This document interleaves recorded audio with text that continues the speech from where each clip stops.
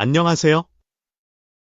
대한민국의 방위산업은 최근 몇 년 사이 빠르게 성장하며 세계 시장에서 주목받고 있습니다. 과거 연간 20억에서 30억 달러 수준이던 방산 수출액이 현재는 200억 달러를 바라볼 정도로 약 10배 성장했습니다. 기존에는 아시아와 북미를 중심으로 방산 수출이 이루어졌지만 최근에는 중동, 유럽, 중남미, 오세아니아, 아프리카까지 시장이 확대되고 있습니다. 특히 탄약과 함정뿐만 아니라 전투기, 자주포 등 다양한 무기 체계로 품목이 다변화되면서 대한민국 방산 브랜드의 위상이 높아졌습니다. 지난해 10월, 한국공군과 영국공군은 우주정책협의체 회의를 개최하며 군사 우주 분야에서 협력을 확대하기 위한 논의를 진행했습니다. 이 회의는 한국과 영국이 국방 협력 관계를 더욱 강화하는 계기가 되었습니다. 독일 공군이 피치블랙 훈련에서 한국 공군을 불공정하게 대했다는 소문과 달리 영국 공군은 한국을 동등한 파트너로 존중하며 실질적인 협력을 추진하고 있습니다. 특히 일본 항공자위대와 한국공군을 같은 외교적 지위로 대우하며 협력의 기반을 마련했다는 점에서 독일과는 확연히 다른 태도를 보였습니다. 그러나 예상치 못한 변수가 발생했습니다. 일본이 급히 영국을 방문하며 긴장된 태도를 보였는데 이는 공동 전투기 개발 과정에서 문제가 발생했기 때문입니다. 영국은 차세대 전투기 개발을 위해 2025년까지 약 20억 파운드, 한화 약 3조 5,800억 원을 투자하고 총 120억 파운드, 한화 약 22조 5,300억 원 규모의 예산을 책정했습니다. 하지만 최근 영국 총선에서 보수당이 패배하면서 정권 교체가 이루어졌고 이에 따라 전투기 개발 예산 지원이 축소될 가능성이 제기되었습니다. 영국 텔레그래프 등 현지 언론은 일본과 이탈리아가 영국과 협력하여 추진 중인 차세대 전투기 개발 프로젝트가 위기에 직면했다고 보도했습니다. 이러한 불확실성이 커지는 상황 속에서 한국의 KF-21 전투기가 더욱 주목받고 있습니다. KF-21은 4.5세대 전투기로 개발되었지만 블록 3개량이 완료되면 사실상 5세대급 전투기로 도약할 가능성이 큽니다. 한국의 전투기 개발 속도와 기술력은 국제방산 시장에서 높이 평가받고 있으며 특히 가성비가 뛰어난 점이 강점으로 작용하고 있습니다. 판보로 에어쇼에서 KF-21의 첨단 모형이 공개된 이후 유럽 국가들도 KF-21에 대한 관심을 급속도로 높이고 있는 상황입니다. 한편 인도의 방산 전문가들은 인도 정부가 차세대 전투기 도입을 검토 중이며 후보로 F-35, 수호이-57, 그리고 한국의 KF-21이 포함되어 있다고 전했습니다. 인도는 이미 한국산 K9 자주포를 대량 도입하여 중국을 견제한 바 있으며 자체 5세대 전투기 개발을 포기한 후 KF-21 도입을 검토하고 있다는 소식이 전해졌습니다. 사우디아라비아 역시 한국과 KF-21 전투기 공동 개발에 대한 대규모 계획을 발표하며 차세대 6세대 전투기 및 위성 공동 개발 패키지 협상을 진행하고 있습니다. 이 협상을 통해 KF-21의 수출형 모델인 KF-21S가 사우디 맞춤형 전투기로 개발될 가능성이 더욱 커졌습니다. 한국의 방산업체들은 KF-21 전투기의 성능을 더욱 향상시키기 위해 엔진 개발에도 박차를 가하고 있습니다. 한화 에어로스페이스는 판보로 에어쇼에서 한국산 첨단 항공기 엔진 모형을 공개하며 KF-21 블록 3에 적용될 차세대 엔진을 개발 중이라고 발표했습니다. 현재 KF-21에는 미국산 F414 엔진이 탑재되어 있지만 향후 국산 엔진으로 대체할 계획이며 18만 8천 파운드 이상의 출력을 목표로 개발이 진행 중입니다. 또한 한국은 사우디와 함께 차세대 전투기 시스템과 6세대 이동통신 기술이 적용된 군용 위성을 공동 개발하고 있으며 향후 사우디에 약 200개의 위성을 공급할 계획을 발표했습니다. 6세대 전투기 개발 비용은 약 22조 원에 달하며 많은 국가들이 높은 개발 비용으로 인해 추진에 어려움을 겪고 있습니다. 그러나 한국은 중동의 석유 부국들과 협력하여 안정적인 재원을 확보하는 전략을 펼치고 있으며 이를 통해 신속하게 6세대 전투기 개발을 추진하고 있습니다. 이러한 협력 모델은 인도네시아와의 KF-21 공동 개발 과정에서 발생했던 재정적 문제를 방지하는 데에도 기여할 것으로 기대됩니다. KF-21 전투기의 성공적인 개발과 수출은 대한민국 방산업계에 새로운 전환점을 마련할 것입니다. 특히 KF-21이 6세대 전투기로 발전할 경우 글로벌 전투기 시장에서 한국이 독보적인 입지를 차지할 가능성이 높습니다. 이제 한국은 미국, 유럽, 러시아와 경쟁하며 세계적인 항공 방산 강국으로 도약하고 있습니다. 앞으로 KF-21의 추가 개발과 실전 배치가 어떻게 이루어질지 기대됩니다. 한국과 인도네시아가 한국형 전투기 KF-21, 인리명 IFX, 보람의 사업 공동 개발 사업 지속을 위해 묘수 찾기에 골몰하고 있다.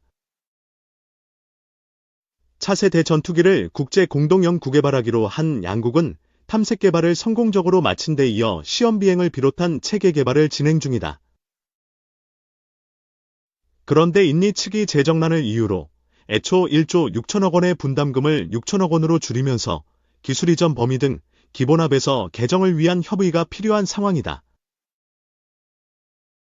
여기에 작년 1월 한국항공우주산업에 파견된 인리 기술진들의 KF-21 자료 유출 사건이 불거지면서 난제에 난제가 겹친 형국이 돼버렸다. 이런 가운데 인리 하원의원들이 대거 한국을 찾아 주목된다.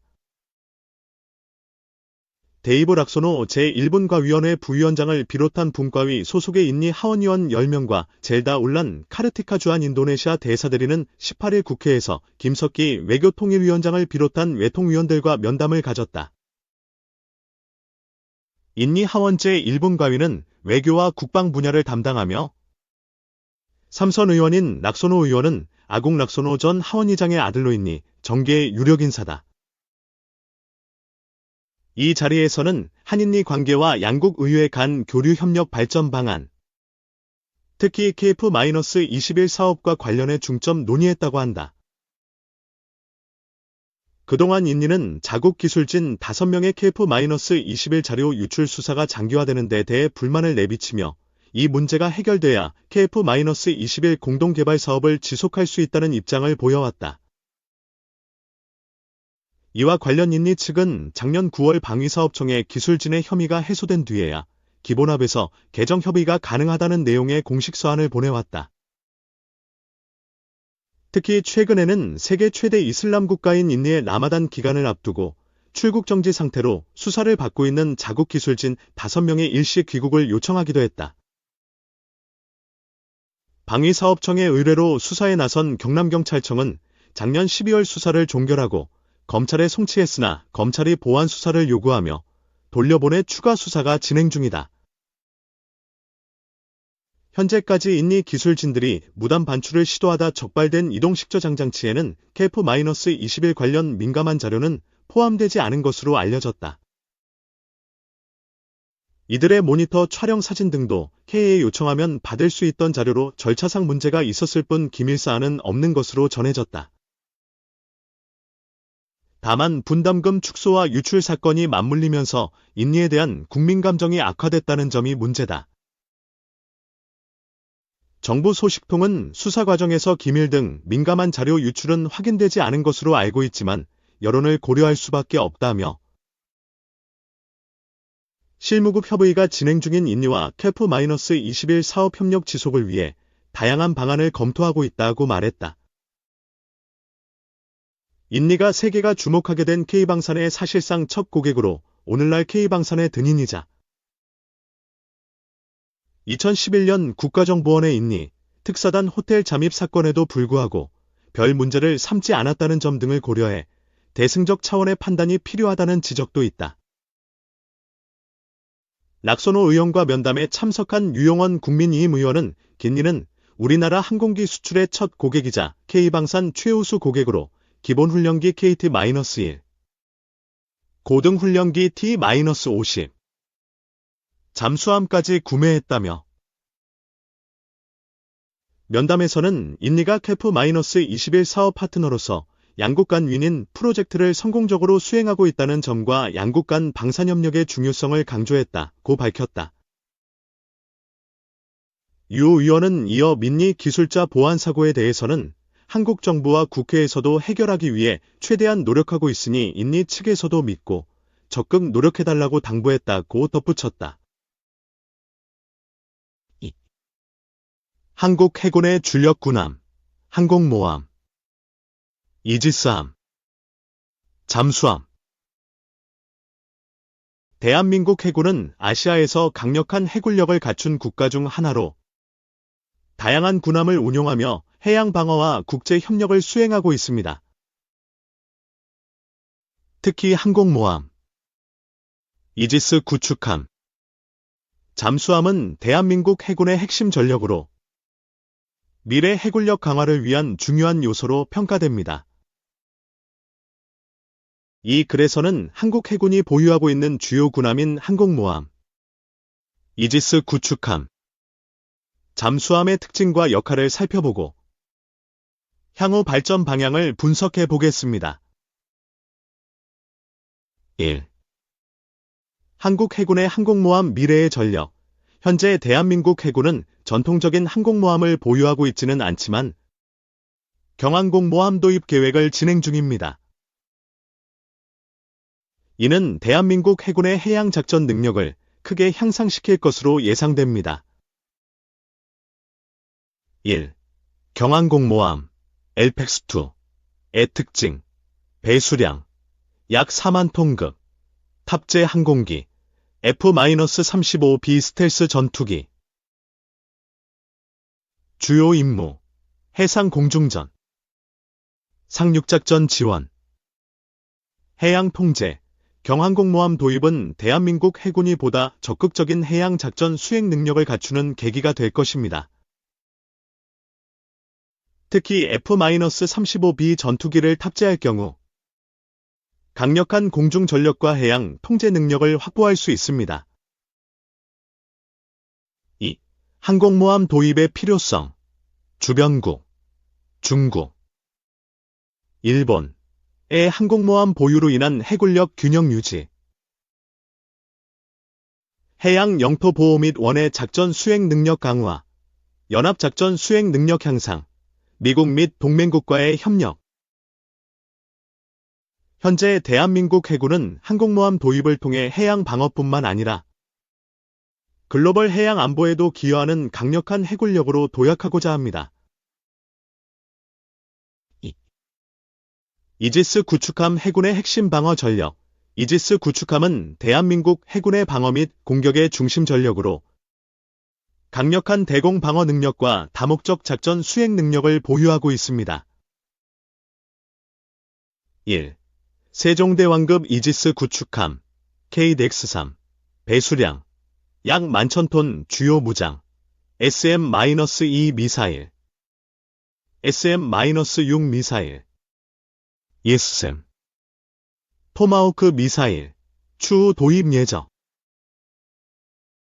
주요 임무 대공 방어 탄도미사일 방어 대함 대잠 작전 충무공 이순신급 구축함 배수량 약 5,500톤 주요 무장 함대공 미사일 함대함 미사일 대잠 무기 주요 임무, 다목적 작전 수행. 3. 차세대 이지스 구축함 개발. 미래 한국형 차세대 구축함 개발 중 스텔스 기능 강화 및 미래형 무기 시스템 적용. 이지스 구축함은 대한민국 해군이 동북아 해군력 경쟁에서 우위를 확보하는 핵심 전력으로 향후 지속적인 업그레이드와 신규 개발이 이루어질 예정입니다.